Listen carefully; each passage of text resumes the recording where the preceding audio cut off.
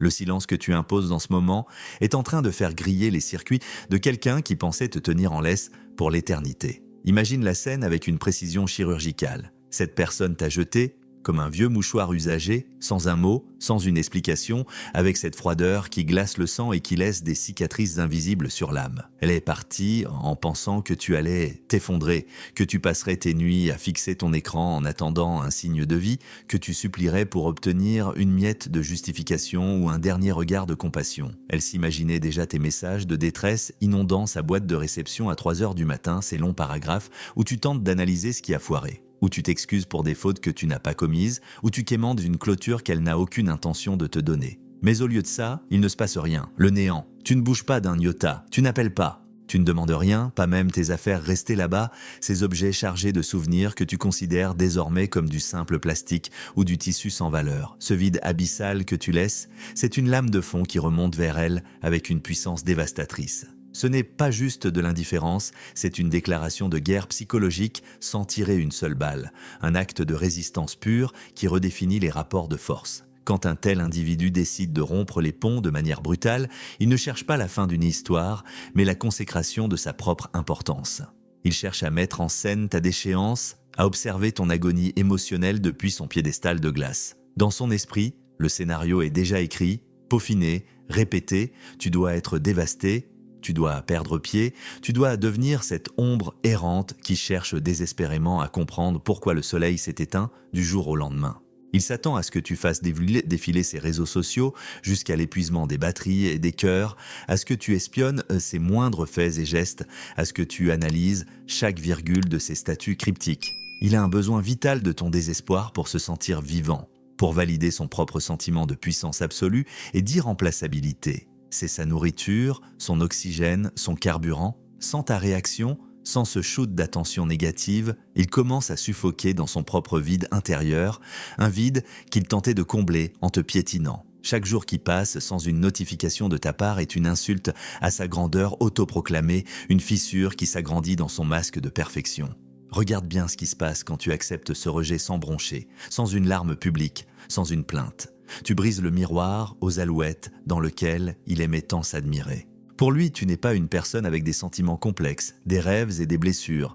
Tu es un accessoire de scène, une extension de son ego, un faire-valoir destiné à souligner sa propre grandeur. Et quand l'accessoire refuse de jouer son rôle de victime éplorée, toute la pièce de théâtre s'écroule comme un château de cartes. Il se retrouve seul sur les planches, sous les projecteurs crus de la réalité, avec un texte qu'il ne peut plus déclamer devant personne. C'est là que la panique commence à s'installer. Une panique sourde, viscérale, une angoisse existentielle qui le pousse à des extrémités que tu n'aurais jamais imaginées, car son identité même dépend de l'emprise qu'il a sur toi. Il commence à se demander si ses pouvoirs de séduction se sont émoussés, si sa magie noire ne fonctionne plus, ou si, par un miracle de la volonté, tu as réussi à voir à travers le rideau de fumée qu'il a passé tant de temps à entretenir. Il va d'abord tenter de te provoquer par la jalousie, l'arme des faibles et des insécures. C'est le grand classique du bombardement affectif dirigé vers une nouvelle cible, souvent choisie pour te ressembler ou, au contraire, pour être ton opposé total afin de t'insulter par la comparaison. Tu vas voir apparaître des photos de lui ou d'elle avec une nouvelle personne, des clichés soigneusement mis en scène, filtrés, saturés de faux bonheur. Ils seront dans ce restaurant où vous aviez vos habitudes,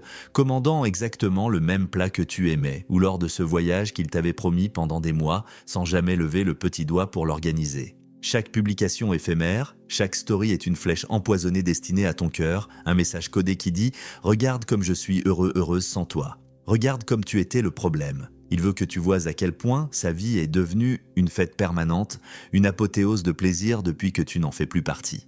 Mais ce bonheur est une façade en carton-pâte, un décor de cinéma qui ne tient que par la force de ses mensonges et de son besoin de te faire réagir. C'est une mise en scène dont tu es le seul spectateur visé, une performance privée dont il attend désespérément les applaudissements ou les sifflets. Si tu restes de marbre, si tu ne valides aucune de ces tentatives par un j'aime, une vue ou un commentaire, si tu ne demandes pas à vos connaissances communes ce qu'il en est, avec cet air de chien battu qu'il espère tant, le doute va le ronger comme un acide. Il va se demander si tu as trouvé quelqu'un d'autre, quelqu'un de mieux, de plus fort, de plus présent. Il va imaginer des scénarios où tu ris avec un autre, où tu partages des secrets avec une personne qui te traite enfin avec le respect que tu mérites.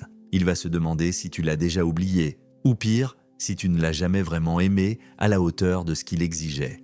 Pour un être dont l'ego est aussi boursouflé que fragile, l'idée d'être interchangeable ou pire, insignifiant, est insupportable. Il se croyait unique, indispensable, le soleil autour duquel ta vie gravitait. En ne réagissant pas, tu lui renvoies à l'image de sa propre futilité. Tu lui montres que la vie continue, que la terre tourne, que les oiseaux chantent toujours et que le café a le même goût, voire un meilleur goût, même sans sa présence écrasante et toxique.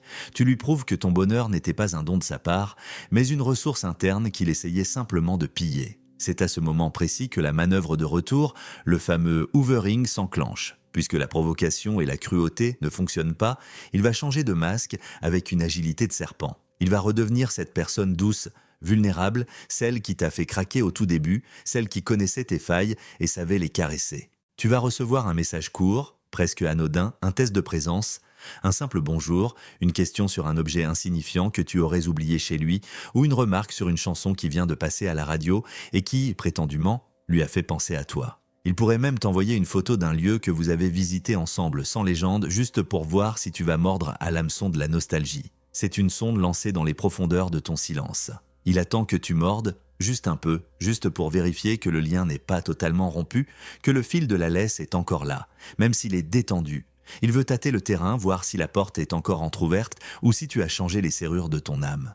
Il utilise ta gentillesse naturelle comme un levier pour tenter de forcer ton coffre-fort émotionnel. Si tu ne réponds pas, si tu laisses ce message mourir dans le silence glacial de ta boîte de réception, l'escalade devient inévitable. La frustration de l'enfant gâté qu'il est au fond va se transformer en une rage froide ou en un désespoir théâtral. Il va utiliser ses relais de manipulation, ses singes volants, ces personnes, celles qu'il a patiemment convaincues de sa version des faits, pour venir prendre de tes nouvelles sous couvert de bienveillance.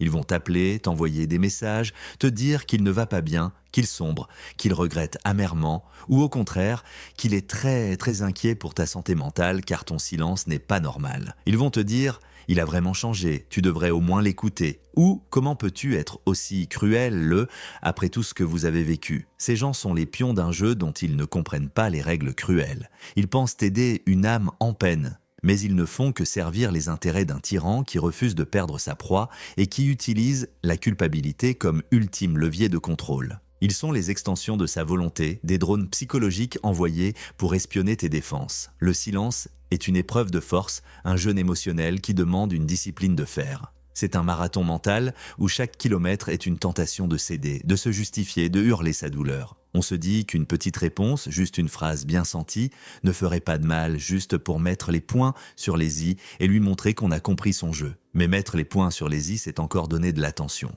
C'est encore lui dire qu'il a un impact, qu'il occupe tes pensées, qu'il est assez important pour mériter une réponse, même cinglante.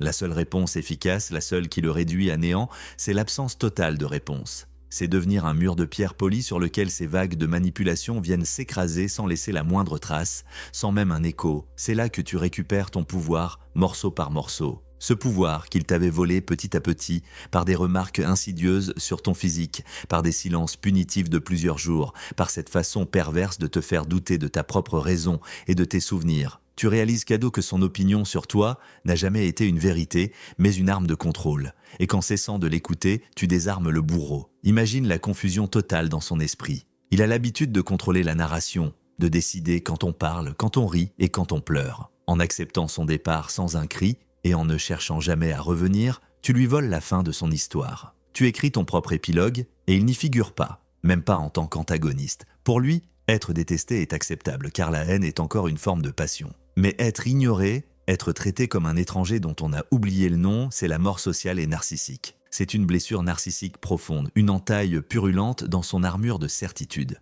Il se rend compte, avec une horreur croissante, que ses tactiques habituelles, celles qui ont fonctionné sur tant d'autres, ne fonctionnent plus sur toi. Tu es devenu, te dit immunisé, contre son venin. Et pour lui, une proie immunisée est une proie inutile, mais aussi une menace insupportable pour son sentiment de supériorité. Tu es le témoin vivant de son impuissance, et ton silence est le cri assourdissant de sa défaite. Il peut alors tenter l'acte de désespoir ultime, l'intrusion physique ou la fausse urgence médicale. Il va se présenter chez toi à l'improviste, prétextant avoir besoin de récupérer un chargeur de téléphone sans importance, ou il va t'envoyer un message disant qu'il est à l'hôpital, espérant que ton empathie l'emportera sur ta raison. Il peut même aller jusqu'à saboter quelque chose qui t'appartient pour te forcer à le contacter. Il veut une réaction, n'importe laquelle, même une gifle, même une insulte, même un cri de colère. Tant qu'il y a de l'émotion, il y a un lien, et tant qu'il y a un lien, il peut encore injecter ses toxines dans ton système. Mais si tu restes derrière ta porte close,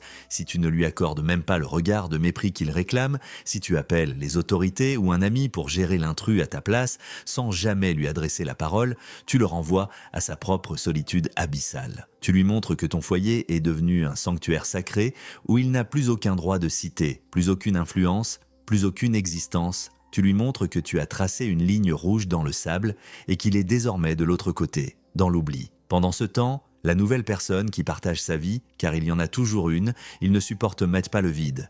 Ils ont besoin d'un hôte, comme des parasites, commence à payer le prix fort de ton silence. Comme il ne reçoit plus sa dose de validation de ta part, comme il ne peut plus se nourrir de ta souffrance, il va chercher cette compensation ailleurs avec une agressivité et une impatience accrues. Il va devenir plus exigeant, plus instable, plus cruel avec cette nouvelle proie. La phase de séduction, le love bombing, va s'écourter brutalement. Elle va voir apparaître les premiers signaux d'alarme bien plus tôt que prévu. Les critiques déguisées en conseils, les accès de colère inexpliqués, les mensonges flagrants. Elle va se demander pourquoi il passe autant de temps à vérifier son téléphone en espérant un signe de ta part, pourquoi il est si obsédé par son passé, pourquoi il semble toujours ailleurs, hanté par ton absence. Sans le savoir, ton indifférence est en train de faire tomber son déguisement aux yeux du monde entier. Car un manipulateur privé de sa victime habituelle finit toujours par se trahir par excès de rage et de frustration. C'est une forme de justice naturelle, un retour de bâton karmique d'une précision horlogère. En refusant de nourrir le monstre, tu le forces à se dévorer lui-même de l'intérieur. Tu n'as pas besoin de te venger, tu n'as pas besoin de comploter, tu n'as pas besoin de raconter ta version des faits à tout le monde sur les réseaux sociaux. Ta simple absence, ton silence radio total est le châtiment le plus lourd, le plus humiliant et le plus durable qu'il puisse recevoir. C'est une leçon d'humilité qu'il n'apprendra jamais vraiment, faute d'empathie, mais qui le hantera comme un échec cuisant. Il passera ses nuits à essayer de décoder ton silence, à chercher une faille qui n'existe plus, à se demander comment cette personne qu'il pensait si fragile, si dépendante, si facile à briser, a pu devenir un roc inébranlable contre lequel il se fracasse. Il finira par comprendre que ce n'est pas toi qui l'as perdu, mais lui qui a perdu le privilège de ton existence. La période de sevrage est difficile, c'est un combat de chaque instant contre tes propres impulsions biologiques et émotionnelles. Ton cerveau a été drogué littéralement par les montagnes russes émotionnelles, par l'alternance de dopamine lors des réconciliations et de cortisol lors des crises qu'il t'a imposées pendant des mois ou des années. Tu as des manques, des sueurs froides, des moments de faiblesse où tu as envie de hurler ta vérité, de lui dire tout le mal qu'il t'a fait, de lui montrer tes cicatrices pour qu'il se sente enfin coupable. Tu as envie de lui envoyer des preuves de ses mensonges, de le confronter à ses propres contradictions. Mais la vérité n'a pas besoin d'être hurlée pour exister, elle est là, immuable, elle n'a pas besoin de sa validation. Elle se niche dans ton calme retrouvé, dans ces matins où tu te réveilles sans cette boule de plomb au ventre, sans cette peur irrationnelle de mal faire, sans cette attente anxieuse d'un message qui validerait ton droit d'exister. Tu redécouvres qui tu es en dehors de son regard déformant. Tu retrouves tes goûts, tes envies, ta propre voix, qui avait fini par s'éteindre sous le poids de ses exigences. Tu vas passer par des phases de doute intense, des moments où le silence te paraîtra trop lourd, trop cruel. Tu vas te demander si tu n'es pas trop dur, si tu ne devrais pas lui accorder une dernière chance de s'expliquer, si le pardon ne serait pas la solution pour tourner la page.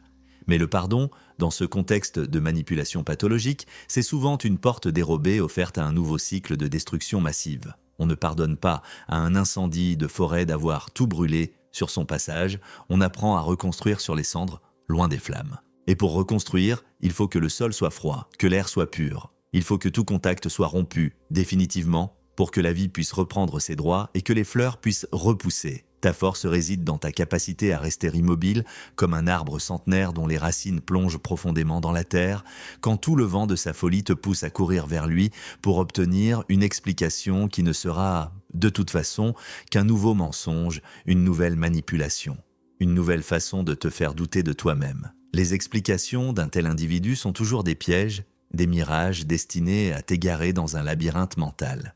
S'il te parle, c'est pour te recruter à nouveau dans son armée d'admirateurs. S'il se tait, c'est pour te punir et te faire ramper. S'il revient, c'est pour finir le travail de démolition qu'il avait commencé, pour s'assurer que cette fois, tu ne te relèveras pas. Il n'y a pas de troisième option, pas de rédemption miraculeuse, pas de prise de conscience soudaine. Sa structure mentale est verrouillée sur un seul objectif, la survie de son ego au détriment de ton intégrité physique et mentale. En comprenant cela, non pas avec ton cœur qui veut encore croire aux contes de fées, mais avec ta raison la plus froide et la plus tranchante, tu réalises que ton silence n'est pas une option parmi d'autres. C'est une nécessité vitale, une question de survie psychique. C'est l'unique chemin vers une liberté réelle, une souveraineté que personne ne pourra plus jamais te contester. Regarde le chemin parcouru, même si tu as l'impression de stagner ou de reculer certains jours. Au début, chaque minute sans nouvelles était une torture, chaque heure un siècle de souffrance. Tu vérifiais ton téléphone toutes les 30 secondes, tu analysais l'heure de sa dernière connexion, tu cherchais des indices dans les moindres détails. Aujourd'hui, il y a des après-midi entiers, des journées complètes où son nom ne traverse plus ton esprit. Ou s'il le fait, c'est comme un fait divers, lointain qui ne te concerne plus. Une nouvelle concernant un pays où tu n'iras jamais. C'est ça, la vraie victoire, la seule qui compte vraiment. Ce n'est pas de le voir ramper ou pleurer, même si cela arrivera probablement quand il réalisera qu'il a perdu son jouet préféré, c'est de ne plus se soucier de savoir s'il rampe, s'il vole ou s'il disparaît. C'est d'atteindre ce stade de neutralité absolue, ce zéro émotionnel où son nom n'évoque plus qu'un souvenir flou, une erreur de jeunesse, un mauvais rêve dont on s'est enfin réveillé avec un immense soupir de soulagement. Tu n'es plus l'esclave de ses humeurs changeantes, tu es le maître souverain de ton propre destin, le capitaine de ton âme. Le piège de la manipulation de la réalité, ce fameux gaslighting qui t'a fait douter de tes propres sens, se dissipe peu à peu comme la brume au lever du soleil. Tu commences à revoir les scènes du passé avec un œil neuf, débarrassé des filtres de l'amour, de la pitié et de la peur. Tu te rends compte que ces moments de bonheur intense, ces sommets émotionnels où ils te faisaient sentir comme la personne la plus spéciale au monde, n'étaient que des appâts, des outils de dressage destinés à t'enchaîner pour mieux te faire supporter les périodes de vaches maigres, d'insultes et de maltraitance. Tu vois les ficelles grossières, les trucages, les jeux d'ombre et de lumière qu'il utilisait pour te maintenir dans la confusion. Cette lucidité est ton armure la plus solide, un bouclier de cristal que rien ne peut briser. Plus jamais personne ne pourra te faire douter de ce que tu vois de tes propres yeux, de ce que tu entends de tes propres oreilles, de ce que tu ressens au plus profond de tes tripes. Tu as appris la leçon la plus dure mais la plus précieuse. On ne peut pas sauver quelqu'un qui utilise ton amour comme une arme de destruction massive contre toi. Et on ne doit pas se noyer pour essayer de repêcher quelqu'un qui aime le fond de l'eau. Ton environnement commence lui aussi à se transformer, à s'assainir de manière spectaculaire. En t'éloignant de cette source de conflits permanents, tu libères une énergie incroyable, une force vitale que tu peux enfin réinvestir en toi-même, dans tes projets, dans tes rêves. Tu attires des personnes médias plus saines, plus authentiques, des gens qui n'ont pas besoin de te rabaisser pour se sentir grand, qui ne voient pas les relations comme un jeu de pouvoir mais comme un échange. Les relais de manipulation, ceux qui se nourrissaient du drame et des ragots, s'écartent d'eux-mêmes quand ils voient qu'ils n'ont plus aucune prise, plus aucun spectacle à se mettre sous la dent. Le cercle de tes relations se resserre peut-être, mais il devient infiniment plus solide, plus vrai, plus nourrissant. Tu n'as plus besoin de la validation d'une foule de spectateurs ou de l'approbation d'un juge partial et cruel. Tu as juste besoin de ta propre estime, de ce regard fier et paisible que tu te lances dans le miroir chaque matin. Parfois, dans le silence de la nuit, tu ressentiras une pointe de tristesse, une mélancolie pour la personne que tu étais au tout début de cette histoire tragique. Cette personne si pleine d'espoir, si naïve au sens noble du terme, si prête à tout donner, à tout sacrifier pour une illusion de connexion profonde. Ne la juge pas avec dureté, ne la traite pas de stupide. C'est sa générosité qui a été exploitée, pas sa bêtise. C'est sa capacité infinie à aimer et à faire confiance qui a été retournée contre elle par un prédateur émotionnel sans scrupules.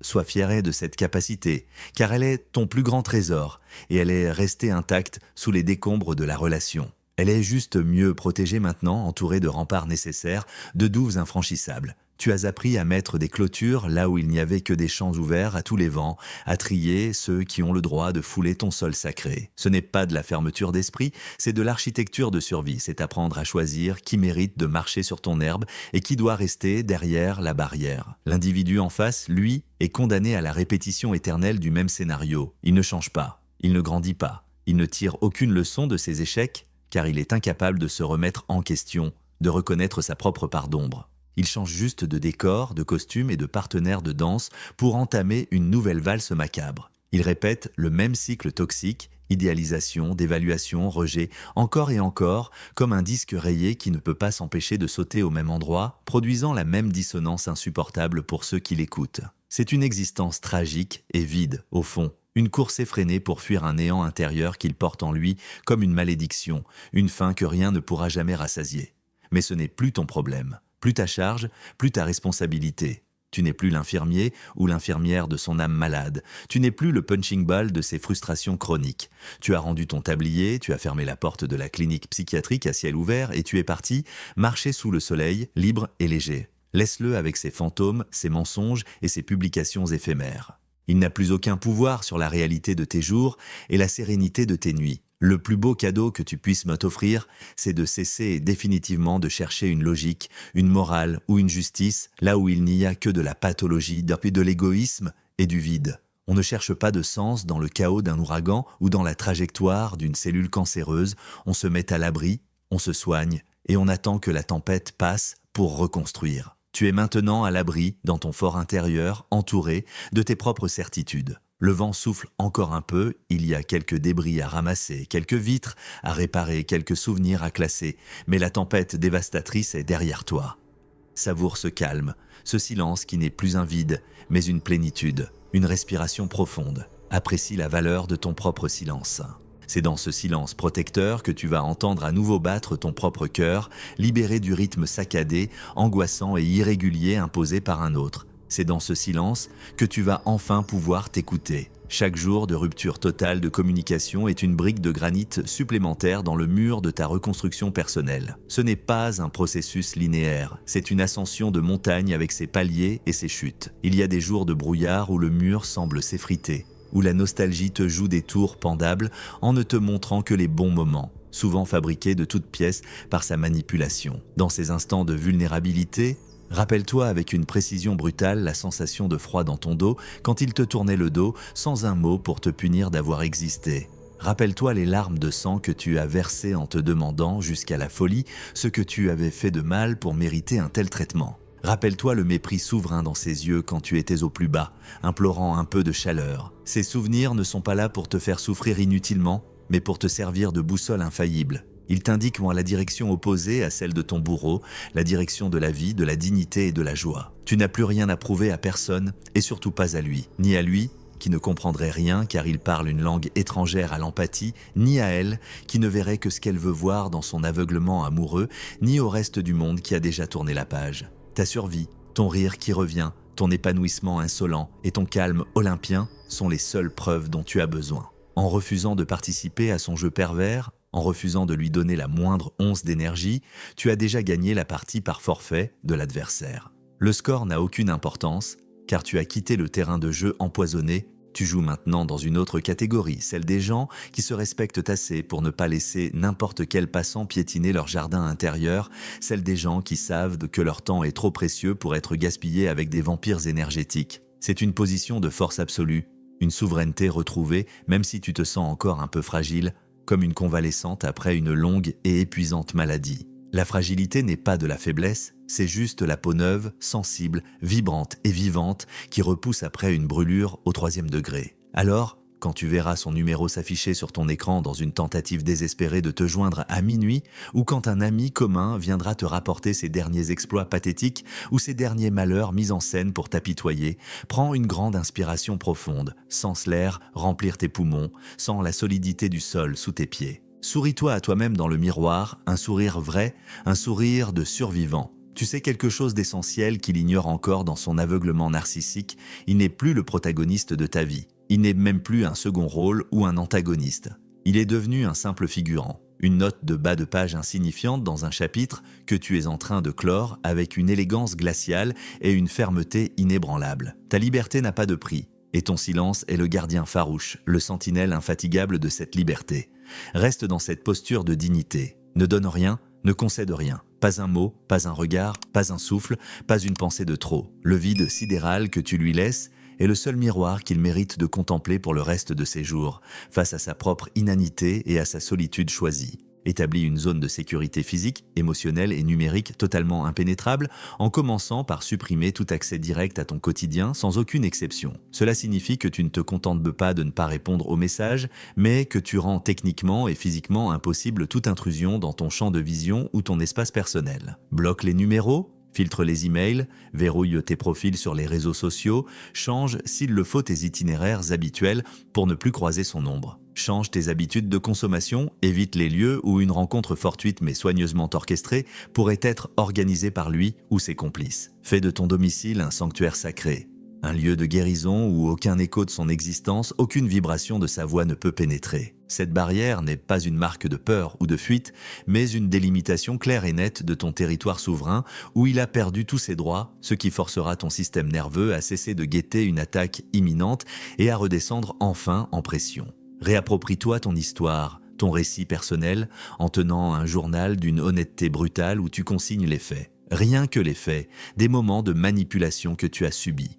Note les dates, les paroles exactes, les inversions de culpabilité, loin de la version romancée, édulcorée ou corrigée qu'il a tenté de t'imposer par la force du verbe et de la répétition. Dans les moments inévitables de doute, de faiblesse ou de nostalgie factice, cette amnésie traumatique qui ne nous fait voir que le beau pour nous ramener vers le danger, relis ces notes avec attention pour ancrer ta perception dans la réalité physique et historique de ce que tu as réellement vécu. Décris les sensations de suffocation, les mots exacts qui t'ont brisé, les silences punitifs qui duraient des jours entiers, pour que ton cerveau ne puisse plus occulter la douleur passée au profit d'une illusion de réconciliation possible. Cet exercice de lucidité quotidienne agit comme un antidote puissant contre la confusion mentale et renforce ta confiance en ton propre jugement, te rendant ainsi totalement inattaquable face aux futures tentatives de déstabilisation psychologique. Investis chaque minute de ton temps retrouvé et chaque parcelle de tes pensées dans une activité totalement nouvelle.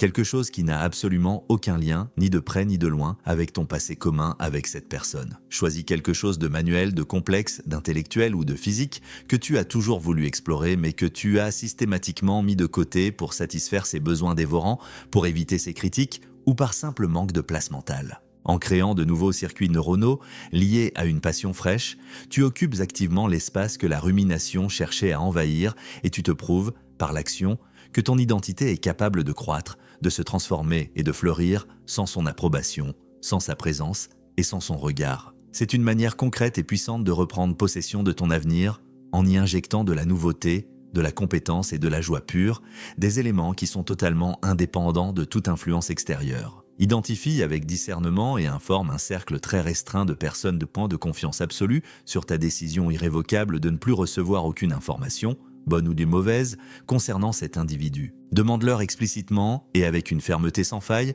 de ne jamais mentionner son nom devant toi, de ne pas te parler de ses actions, de ses succès ou de ses déboires, même s'il pense d'y bien faire ou s'il croit détenir une information cruciale pour ta sécurité. En coupant les ponts avec ces relais de manipulation souvent involontaires, tu assèches la toute dernière source de pollution émotionnelle qui pourrait encore t'atteindre par ricochet. Cette discipline collective, ce cordon sanitaire autour de toi, crée un environnement protégé et calme où tu peux enfin respirer sans craindre qu'une nouvelle venimeuse ou qu'un souvenir importun ne vienne briser ton équilibre durement acquis. Cela te permet de te concentrer exclusivement sur ta propre reconstruction, sur ta propre vie, sans être pollué par les ondes toxiques d'un passé qui ne doit plus avoir de prise sur ton présent. Ton silence est ton armure, ton indifférence est ton épée, et ta nouvelle vie est ta victoire éclatante, incontestable et silencieuse.